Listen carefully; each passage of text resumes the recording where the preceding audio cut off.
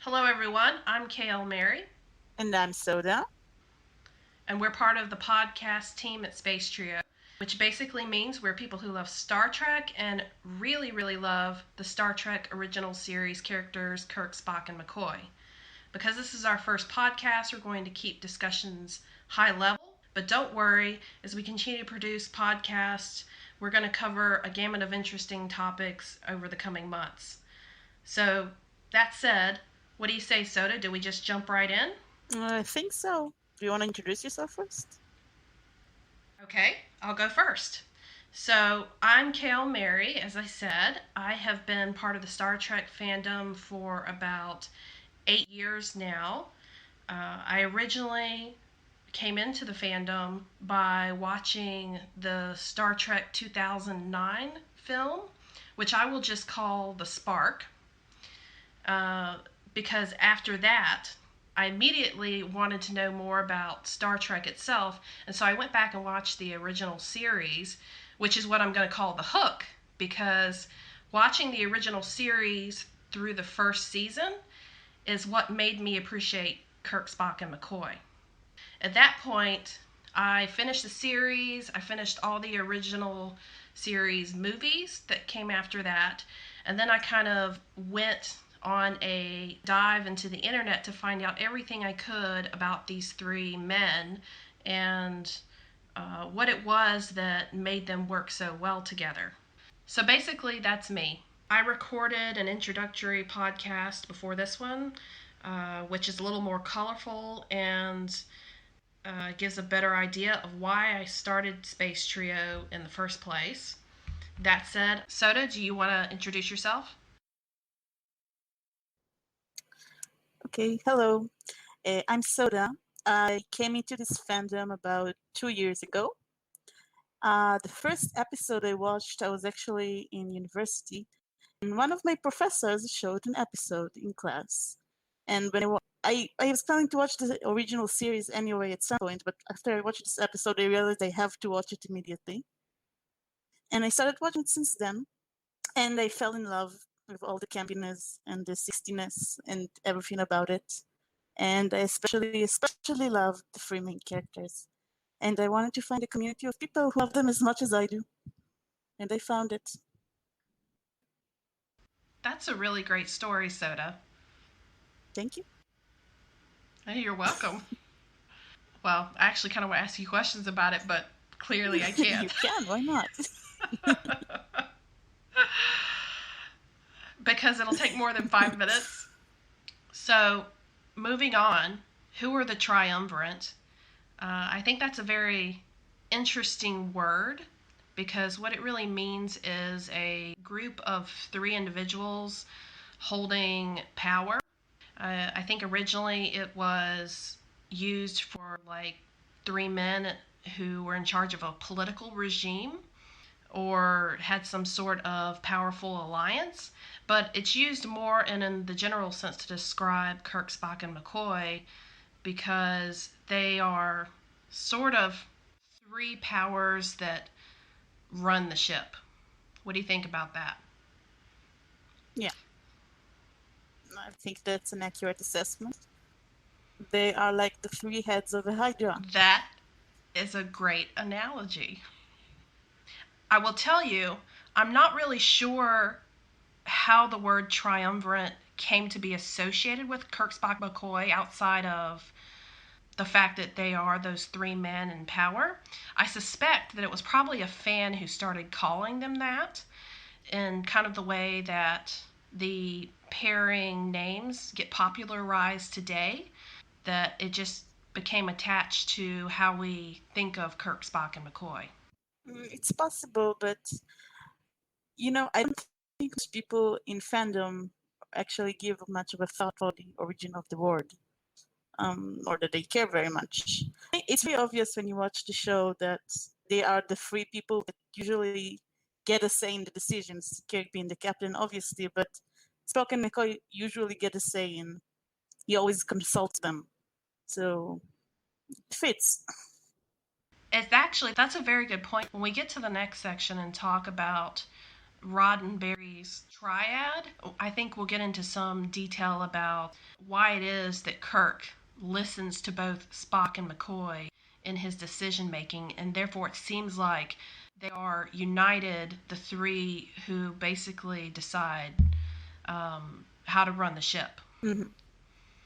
Even though Kirk, being the captain, is the one who is responsible for everyone on the ship, including Spock and McCoy. Yes, but it's interesting that the first officer is usually responsible. I mean, the captain is responsible, obviously, but the first officer seems to have more responsibilities in the day-to-day runnings of the ship with regards to the crew. Yes, he does, because the captain is the base. He's the big picture guy. He is. He's the big picture guy, so he doesn't necessarily get in the details unless there's something that needs to be reported to him. So, as his second in command, Spock is running the day-to-day of the ship, and I think it's actually said that McCoy reports to Spock, even though he happens to be the chief medical officer and runs his own department.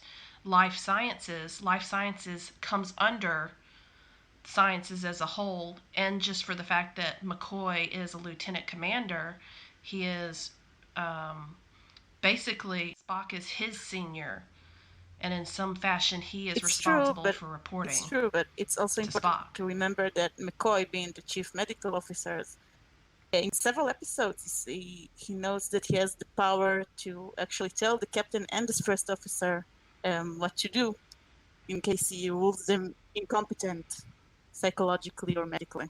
He does. As the chief medical officer, he's an independent agent. Mm-hmm.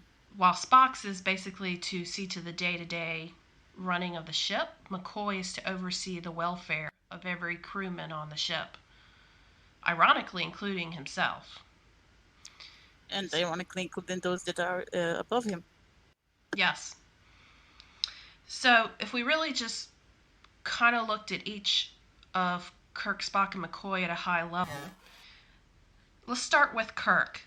Kirk is, I think, arguably one of the most decorated, perhaps one of the most famous captains in Starfleet. And it's basically assumed that when he starts his captaincy of the Enterprise, which he takes over from Captain Pike, he's going to be... Does he take it over from Captain Pike? Is it really stated that Pike was the previous officer before Kirk? He was there 10 years before Kirk. I don't know if he kept being the captain exactly after. I don't remember. It is. It is. Okay. The transfer is done in 2265.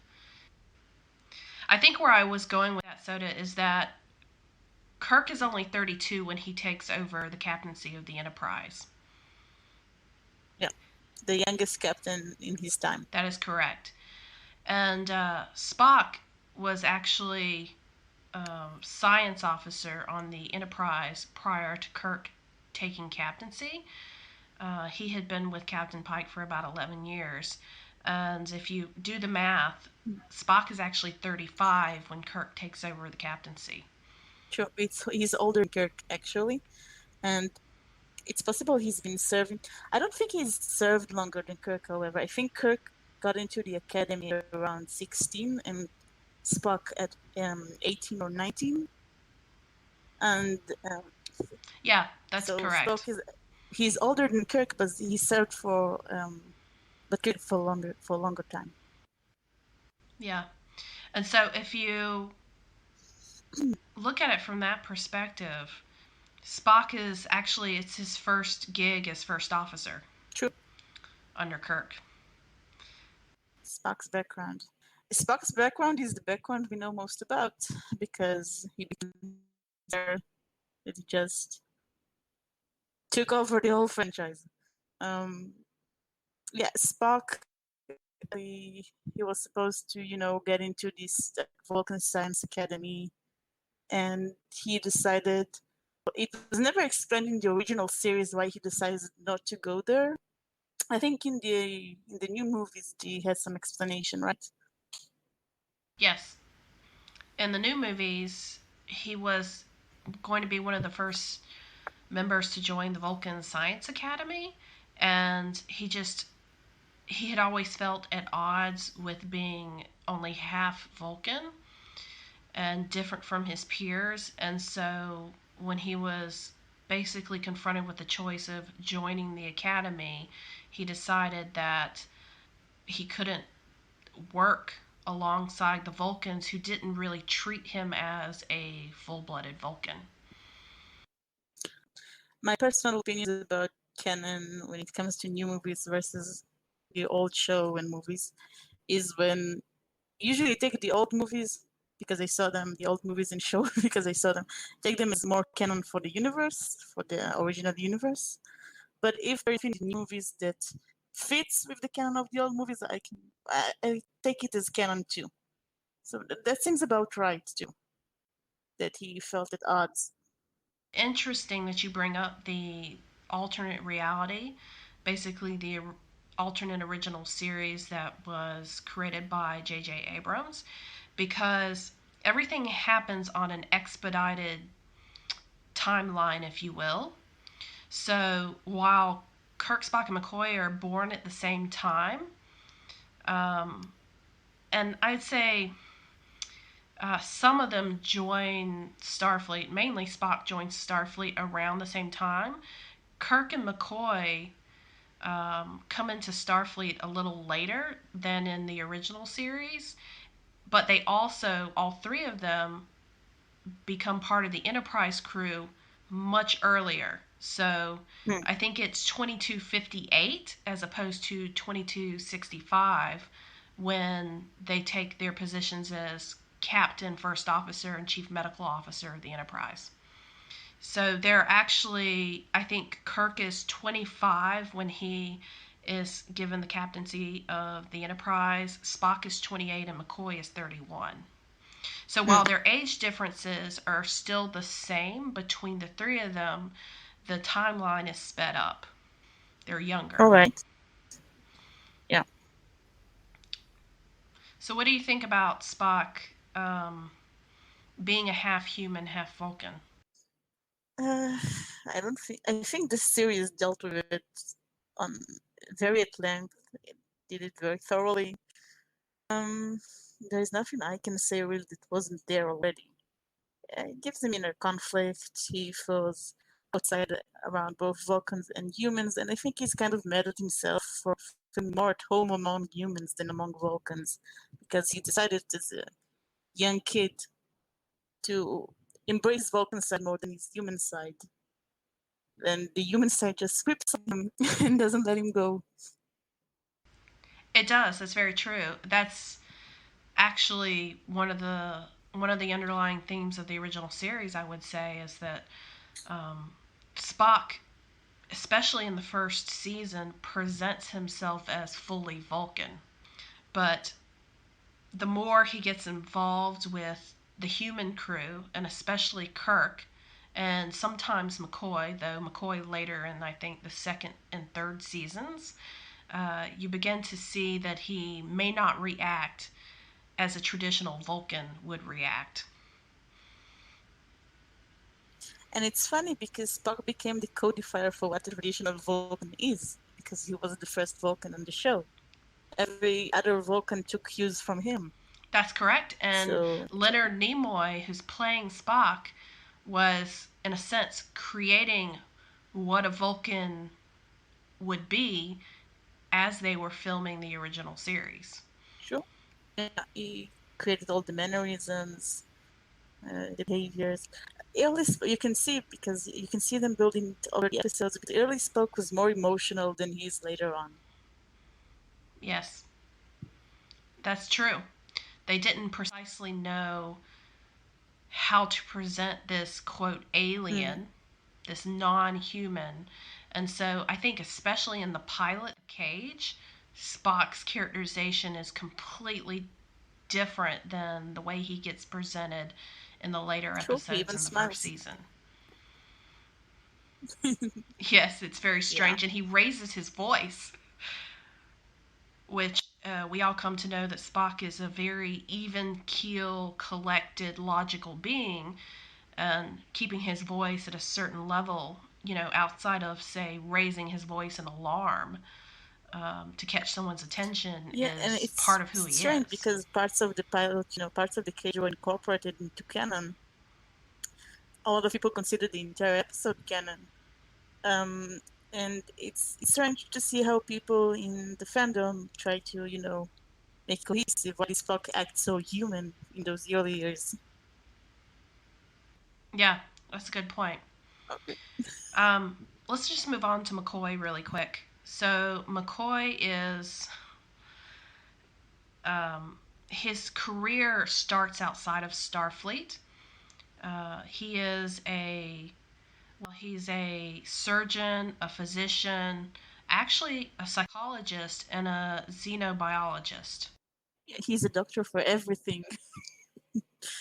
Medicine in the 21st century is very advanced, Stacy. Yes, that's very true. Despite him being, quote, an old fashioned boy and a old country doctor. Yeah, but the term old-fashioned is relative to the time. For the 21st century, maybe he is old-fashioned, but for us, futuristic. So what I know about McCoy is that he actually he's on the Capella 4 mission. Yes, that is later part of one of the episodes of the original series. McCoy was there Mm. for a short period of time before whatever he was doing there did not work out, and so he ended up transferring to the Enterprise to take over for Dr. Mark Piper under Kirk. But I believe it's well known that Kirk and McCoy actually knew each other before McCoy took the commission on the Enterprise.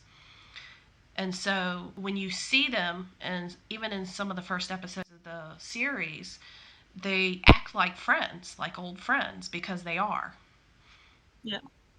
I think in the first few episodes, the relationship between Kirk and McCoy was more emphasized than one between Kirk and Spock.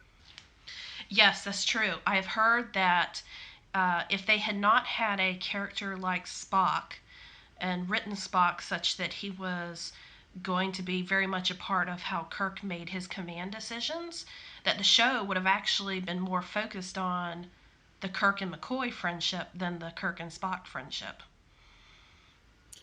Yeah, I found a copy, you probably found it too, of the original guideline book of the series, the original series, where they wrote the notes about the characters and just in general what's the series supposed to be like, before they started filming.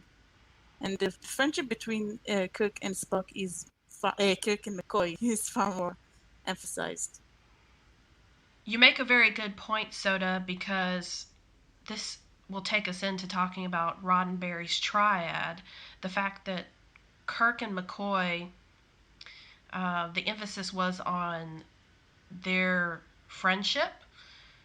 But what happened is, because Spock was becoming such a popular character, even in the first few episodes of the original series, McCoy's development was actually then backburnered in the first season. And it wasn't until the second season that the writers realized they needed to bring him in more into the scenes because he actually helped balance the group.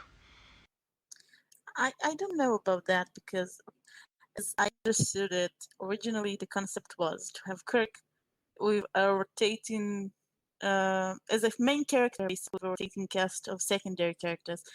I didn't mean that the cast, the crew of the Enterprise wouldn't change, but every episode he would go on a mission with different people. And I think, and McCoy was built to be like his confidant, but because Spock became so popular, the writers decided to give him an elevated spot, and he became the main character alongside Kirk. So I think it was so much that McCoy's character development was backburnered. It's just that he wasn't supposed to be a main character in the first place, but he also became slightly less popular than Spock and Kirk, but he also became kind of popular, and so he recurred more often than other characters, but Spock and Kirk is the most popular characters remain the main characters. I agree with most of what you said, Soda.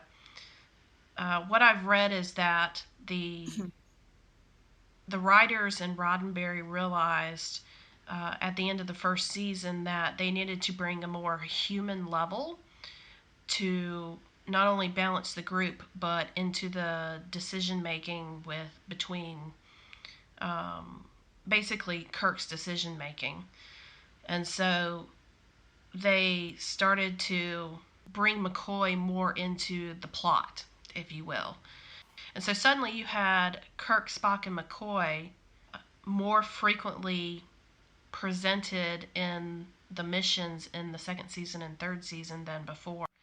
And I think I read that the writers also realized that the Spock McCoy dynamic was just really fun because of the way they butted heads, you know, one presenting the emotional argument, one presenting the logical argument.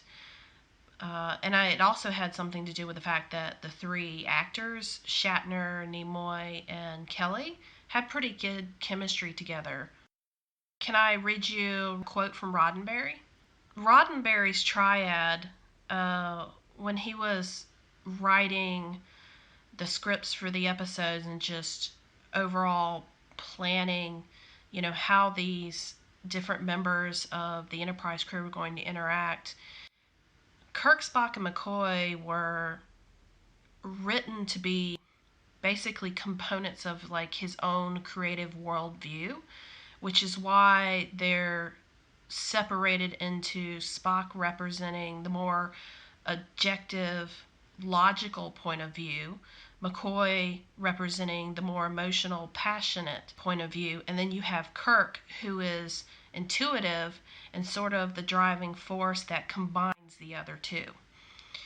Roddenberry's actually quoted saying that he designed Kirk, Spock, and McCoy triad to be the dramatic embodiment of the parts of one person, the logic, emotion, and the balance between. The ego, the id, and the superego. Yeah. Yes, that's sort of the psychological equivalent of what they are. I've also heard it said the ethos, logos, and the Yeah, ethos, pathos logos, and for Kirk, Spock, and McCoy. yeah, I heard this quote before. Yes, I think, but I don't think he designed them like that in the first place. I think it just when they started filming and it developed exactly. I think what I'm trying to say, Soda, is that basically Roddenberry had this idea for Star Trek, but as he continued to write for the series, he just naturally developed these characterizations for Kirk, Spock, and McCoy, such that they were these three different parts that make up a whole. Yeah, yeah, and I think what I was going to say before is that in the third season, the showrunner Roddenberry left, or he was like turned into like a secondary producer that doesn't have very much of a voice on the show or something like that.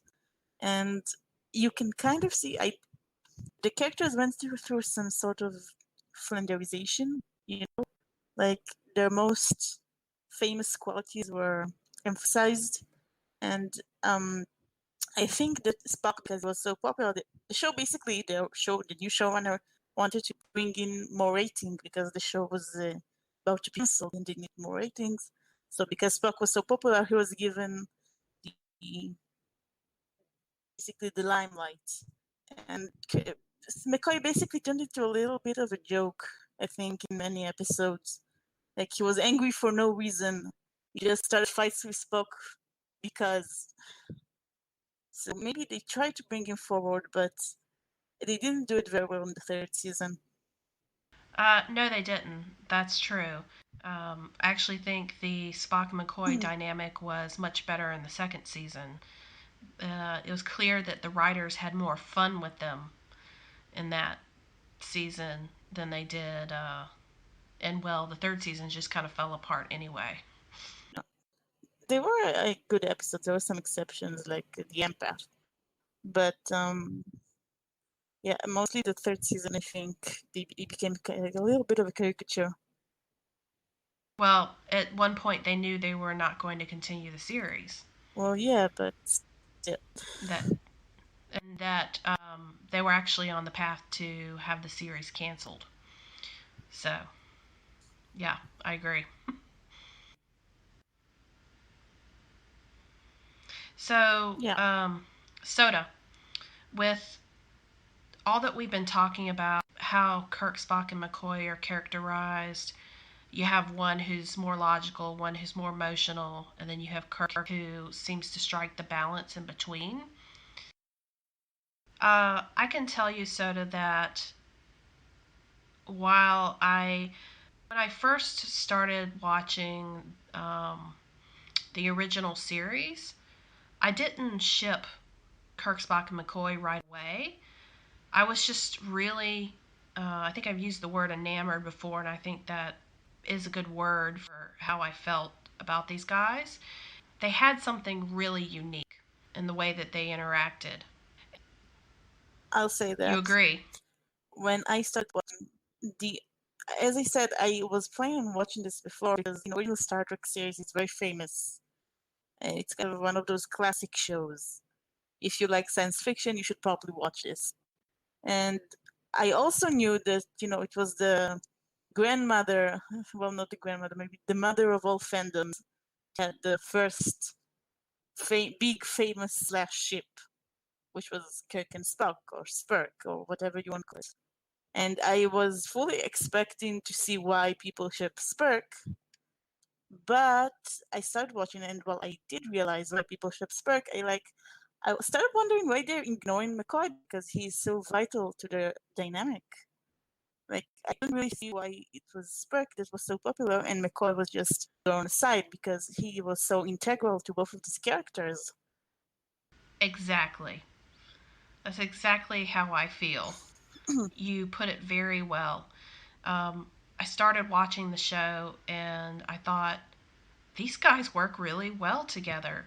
And so while at the beginning I thought they had a great friendship and a really good push and pull between each other, it wasn't probably until I finished the series as a whole, all three seasons, that I thought, why not? Why not ship all three of these guys? And to your point, it never really occurred to me to just say, oh, Kirk and Spock, well, one being the most popular pairing from, that came out of the series, why not just them? Or why not just Spock and McCoy, who clearly have a love hate relationship going on? It just made sense that it should be Kirk, Spock, and McCoy. Watching the series, I saw a lot of similar interaction. A lot of times people ship because of the chemistry and the interactions that seem to imply there is more to it than what we see on screen. And I noticed that a lot of the interactions are very similar, like the same looks that Kirk and Spock give each other come out from McCoy too, but people just don't seem to respond to it as much, I guess. That's true. They don't really pick up on it. I think Roddenberry even said at one point that he kind of wrote Kirk and Spock to be two halves of a whole. And so some fan thought, oh, well, two halves of the whole, well, then why aren't they in a romantic or sexual relationship? And then wrote fan fiction. And then that blew up into the fans creating just a mass of stories about Kirk and Spock, and then making fanzines that they actually, published and mailed to each other over the course of a few decades. Yeah. So, Yeah. because of that, partly because of that, and like you said, because of the chemistry and just all the screen time between Kirk and Spock, it was by far the most popular pairing of the show. And McCoy, not having as much screen time and not being as popular as a character, just did not really immediately grab people's attention. So you had the Spirk or the Kirk Spock shippers who were like, this is canon. I mean, that's just how they felt about it. And so if you threw McCoy into that mix, they're like, what are you doing? Uh, well, maybe McCoy's just, the third wheel, or, he's just an added element, especially after the movies. But then you had on the other side, you had people who liked Spock and McCoy because they had such a explosive chemistry sometimes, but they would never consider putting Kirk in the middle of that because it just didn't seem to work. And yet, not a lot of people seem to think that having a polyamorous relationship between the three of them uh, was actually something that just existed. And it certainly wasn't well balanced because of the preference for Spirk or Kirk and McCoy or Kirk and Spock. So it was just like, you know, I think the Kirk and McCoy shippers were very few. Kirk and McCoy, that's a good point about Kirk and McCoy because they had the friendship since the start of the series, right? And they were the most comfortable together, and their dynamic just seemed to really natural. And even, when the actors were, on set together, they just seemed to have a natural chemistry. Yet, Kirk McCoy in the original series is sort of the rare pairing. Yeah. At least until in the original series, definitely. I saw a search around the new movies. I think I think if you only look through, let's say, fan fiction websites, only if you could only like thin it to only the new movies, Kirk and McCoy are very very popular there. I think maybe Yes, yes, they are. They are more popular, I would conjecture, than Kirk and Spock. Even though you had some of the fans of the original series sort of shifting into the rebooted series or the rebooted movies and going, oh well, yes, Kirk and Spock. Of course, I've always shipped that. I'm going to continue shipping that. But they have to what be happened together. was Kirk and Spock just like butted heads throughout the whole first movie and actually even into the other movies. And so they actually had more of the explosive, dynamic than that was like Spock and McCoy in the original series. And so it was flipped because you then had Kirk and McCoy who have basically been close friends throughout their academy years, and they became the most popular pairing of the alternate reality. Yeah, and also the new series gives Spock a girlfriend, a permanent Yes, one. that too. A permanent one as opposed to Kirk's Yeah. revolving door of girlfriends. Yeah. I will say Kirk's revolving door of brief Yeah. relationships And the because none exes. of them seem to last past the end of the episode. Yeah. um, but I think it has something to do in the original series. I think it also might have something to do with DeForest Kelly being like an older actor, and most of the fans of the series are younger people, and I think it's most younger people prefer to think of other young people in romantic relationships as opposed to older people. Yes. So let me ask you this, Soda.